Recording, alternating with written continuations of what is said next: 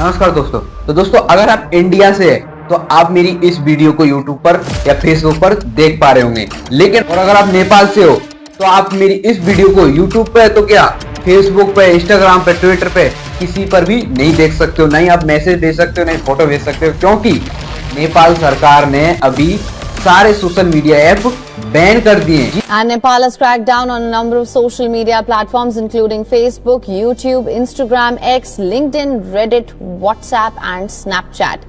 The Malian Kingdom's Ministry of Communications and Information Technology ordered the country's internet service providers to block access to 26 major social media platforms. हाँ, आप सही सुन रहे हैं, क्योंकि ये नेपाल सरकार ने स्ट्रिक्ट ऑर्डर निकाले, उनके सुप्रीम कोर्ट, हाई कोर्ट और वहाँ की सरकार ने स्ट्रिक्ट नियम निकाले और सभी सोशल मीडिया प्लेटफॉर्म को बैन कर दिया है। ऐसा ही कुछ समय बाद इंडिया में भी होने वाला है, क्योंकि अभी अभी खबर आई है कि जीमेल को भी इंडिया से बैन किया जा रहा है और ये बहुत ज्यादा ये न्यूज बहुत ज्यादा वायरल हुई है, इसलिए मैंने सोचा इस टॉपिक पर वीडियो बनानी चाहिए और लोगों को बताना चाहिए, अवेयर करना चाहिए कि अगर आपकी कोई सिक्योर चीज है तो अभी से आप उसको सिक्योर कर लीजिए, अन्यथा तो अब पता ना चले कि नेपाल की तरह इंडिया में भी ऐसा हो जाए। आज डिटेल में बात करेंगे कि नेपाल में इन सभी सोशल मीडिया एप्स को या प्लेटफॉर्म को बैन क्यों किया गया है, ऐसा क्या इंडिया में हो सकता है, इसके बारे में हम डिटेल बात करेंगे। बस आप बने रहिए इस वीडियो में, और अगर आपको वीडियो यूनिक और यूजफुल लगे तो लाइक कर देना, चैनल को सब्सक्राइब कर देना, इस वीडियो को आगे तक शेयर करना ताकि लोगों को पता चले कि जिस ऐप से वो टाइम पास करते हैं, जिस ऐप से आप पैसे कमाते हो, जिस प्लेटफॉर्म पे आप करियर बनाना चाह रहे हो, वो प्लेटफॉर्म अब बैन होने वाला है। तो दोस्तों मैं आपको बता दूं कि YouTube ही नहीं, YouTube के साथ साथ ऐसे कई सारे ऐप है जिनका मैं नाम लेना चाहूंगा जिनको बैन किया गया है, जैसे कि YouTube हो गया, Facebook हो गया, इंस्टा हो गया, ट्विटर हो गया, मैसेंजर हो गया, टेलीग्राम हो गया और डिस्कॉर्ड, पिंटरेस्ट, थ्रेड्स, क्वेरा, टेलीग्राम, ऐसे 26 मेजर ऐप को बैन किया गया है नेपाल सरकार द्वारा। लेकिन चलिए, नेपाल सरकार ने ऐसे बड़े बड़े प्लेटफॉर्म को बैन क्यों किया और अभी प्रेजेंट में कौन कौन से ऐप्स है जो वहां पर चल रहे हैं, जैसे कि वहां पर अभी प्रेजेंट में चल रहा है टिकटॉक चल रहा है, ठीक है, निम्बूस चल रहा है और भी है बाइवर, वीटॉक्स, निम्बूस और टेलीग्राम भी थोड़ा थोड़ा चल रहा है वहां पर अभी प्रेजेंट में। बाकी जो अदर बड़े बड़े प्लेटफॉर्म है, एप्स है, जैसे फेसबुक, इंस्टा, ट्विटर, यूट्यूब, ये अभी प्रेजेंट में बैन किए जा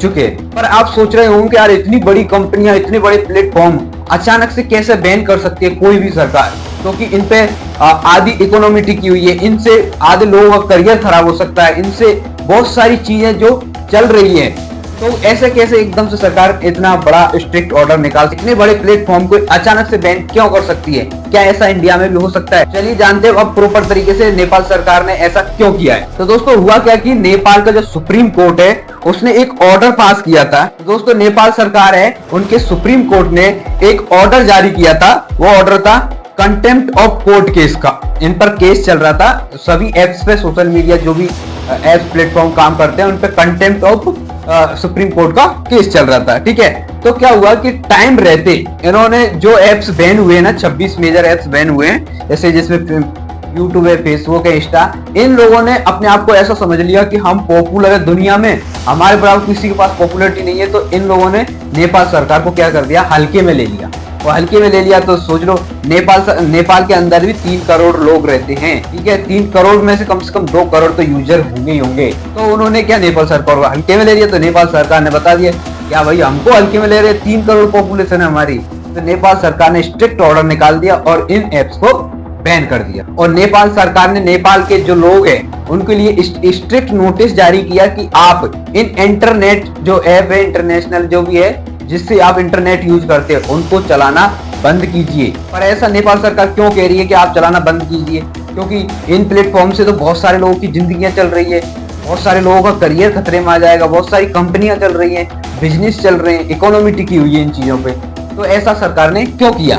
पर नेपाल सरकार ने इससे पहले क्या किया, कुछ दिन पहले इन सभी सोशल मीडिया एप्स को एक नोटिफिकेशन दिया था कि आपको यहाँ पर जो नेपाल सरकार है उनकी ministry of communication in Nepal पर आपको रजिस्टर पड़ेगा। किस पर रजिस्टर करना पड़ेगा आपको? Ministry of communication in Nepal की जो वेबसाइट है सरकारी, उस पर आपको रजिस्टर करना पड़ेगा, तभी आप यहाँ पर चला सकते हो, मतलब इन एप्स को, प्लेटफॉर्म को रन कर सकते हो नेपाल के अंदर। लेकिन इन लोगों ने, जैसे कि मैंने आपको बताया शुरू में, कि इन लोगों ने क्या किया, हल्के में ले ली, तो नेपाल की सरकार ने तुरंत ही उन पर एक्शन ले लिया। और आप सोच रहे होंगे ये एप्स कब बैन किए थे।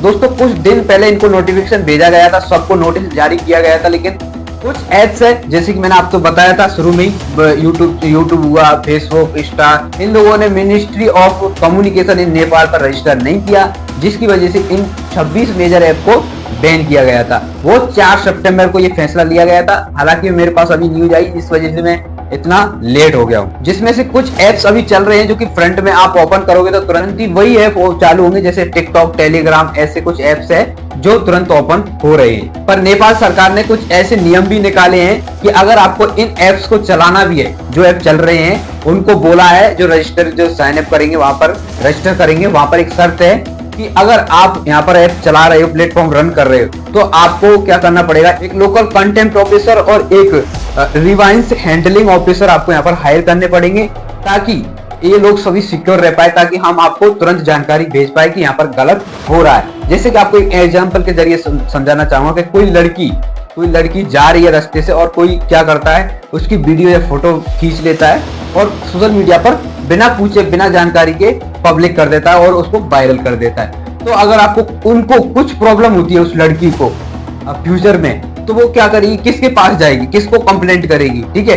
तो वहां पर क्या करेंगे, क्या होगा कि अगर वो किसी को कंप्लेंट करेगी थाने में, तो थाने वाले क्या करेंगे, सीधा कॉन्टेक्ट करेंगे रिवाइंस हैंडलिंग ऑफिसर और कंटेंट ऑफिसर को कि आपके प्लेटफॉर्म पे ये वीडियो है तो इसको तुरंत डिलीट कीजिए। इसी तरीके से वहां पर किसी भी वीडियो को या किसी भी ऐसी जानकारी को डिलीट किया जा सके, ताकि पब्लिक में ज्यादा इसके बारे में फैल ना सके। और बहुत सारी चीजें, टेररिज्म हुआ, बहुत सारी चीजें जिनको तुरंत डिलीट करवा सकते। और मैं आपको बता दूं कि नेपाल की जो पॉपुलेशन है वो 3 करोड़ है। यूरोप के ऐसे 3 देश मिलकर बनते हैं तब जाके एक नेपाल बनेगा। जैसे यूरोप में कुछ देश है जिनके नाम बताना चाहूंगा, जैसे 3 ऐसे देश है जो जिसमें 1-1 करोड़ की जनसंख्या रहती है। जैसे पुर्तगाल में 1 करोड़ लोग रहते हैं, है ना, और सिंजीनिया में 1 करोड़ लोग रहते हैं, ग्रीन्स में 1 करोड़ लोग रहते हैं। ऐसे 3 देश मिलेंगे तब जाके एक नेपाल बनेगा। जैसा कि मैंने आपको शुरू में बताया कि नेपाल सरकार एक बिल लेकर आ रही है, वहां पर उनका सुप्रीम कोर्ट व संसद भवन जो भी है, वहां पर एक बिल पास किया जा रहा है जो कि ड्राफ्ट में डला हुआ है अभी, और उसको सुप्रीम कोर्ट व संसद में अभी बातें चल रही है, चर्चा चल रही है। उस बिल को पास किया जाएगा और उसमें कुछ स्ट्रिक्ट नियम निकाले जाएंगे। जैसे कि कुछ एग्जांपल के हिसाब से मैं समझाना चाहूंगा कि अगर वहां पर स्ट्रिक्ट नियम के अंदर कुछ नियम ऐसे भी होंगे जिसमें, लेकिन गवर्नमेंट व सरकार के खिलाफ कोई वीडियो बनाएगा तो वहां की गवर्नमेंट और सरकार उस वीडियो को तुरंत डिलीट करवा सकते हैं। इतने स्ट्रिक्ट नियम निकाले जाएंगे। लेकिन जब सोचो कि अगर सरकार के ऊपर कोई वीडियो बना रहा है और रियलिटी उस पर उठा रहा है कि कितने घोटाले हो रहे हैं, कोई रिश्वत ले रहा है, कोई ये कर रहा है, कोई बलात्कारी है, वही सरकारी और वही सरकार का आदमी, तो अगर उस पर कोई वीडियो बनाता है तो उसको डिलीट करवा देगी नेपाल सरकार। अगर मान के चलो, एक एग्जाम्पल के जरिए सोचिए कि अगर ऐसा इंडिया में हुआ तो कितने बड़े बड़े घोटाले होंगे, ये आप सोच ही नहीं सकते हो। जब सोचो मीडिया वाले काम कर रहे हैं, न्यूज काम कर रही है, प्रेजेंट में हर जगह हायर हो जाती है तुरंत, उसके बावजूद रहते ही यहाँ पर राहुल गांधी ने नरेंद्र मोदी पर और चुनाव आयोग पर कितने बड़े इल्जाम लगाए कि 65,000 वोट चोरी हुए। कितनी सीरियस बात है ना। लोग चीजों की चोरी करते वो समझ आता है, लेकिन सबसे बड़ा अधिकार इंसान का क्या है, वोट, उसकी चोरी हो रही है। इतने बड़े घोटाले हो रहे हैं, करोड़ों रुपए के घोटाले हो रहे हैं, उन चीजों को दिखाए जा रहे हैं, उसके बावजूद भी ये सारी चीजें हो रही है। अगर मान के चलो इन चीजों पर कोई सवाल उठा रहा है, उस चीज को अगर इंडिया में नेपाल की तरफ बैन किया जाए तो ना जाने क्या होगा। मतलब गरीब तो लूटामारी चली जाएगी और हर जगह लूटामारी चालू हो जाएगी, हर जगह घोटाले चालू हो जाएंगे, हर जगह चोरियां चालू हो जाएंगी और पता भी नहीं कर पाओगे। अगर कोई पता करने की कोशिश की तो आपको वहीं पर दबा दिया जाएगा। अगर आपने वीडियो बनाई, फोटो खींची और डाली सोशल मीडिया पे तो तुरंत उसको वहां पर नियम निकाल दिए जाएंगे कि इसको तुरंत डिलीट करो। तो भारत सरकार ऐसा करेगी तो समझ ही नहीं आएगा क्या होगा भारत में।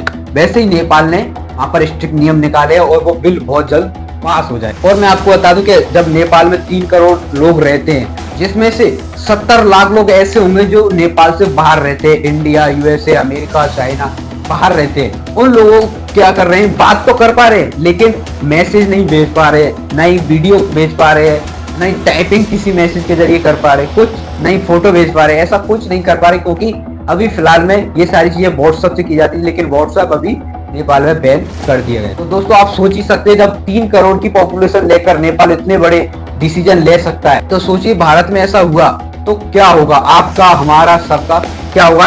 ये राय आप कमेंट में जरूर बताना कि इस डिसीजन को लेकर आप अगर इंडिया के हो तो क्या सोच रहे हो, और अगर आप नेपाल से हो तो आप इस प्रेजेंट टाइम में इस टाइम पर क्या फील कर रहे हो, क्या कर रहे हो। अगर आप मेरी इस वीडियो को नेपाल में किसी के जरिए देख, जैसे कि अगर अभी आप नेपाल में देख पा रहे हो तो आपको VPN यूज करना पड़ेगा, लेकिन कुछ लोग होंगे जिनको VPN के बारे में पता नहीं होगा।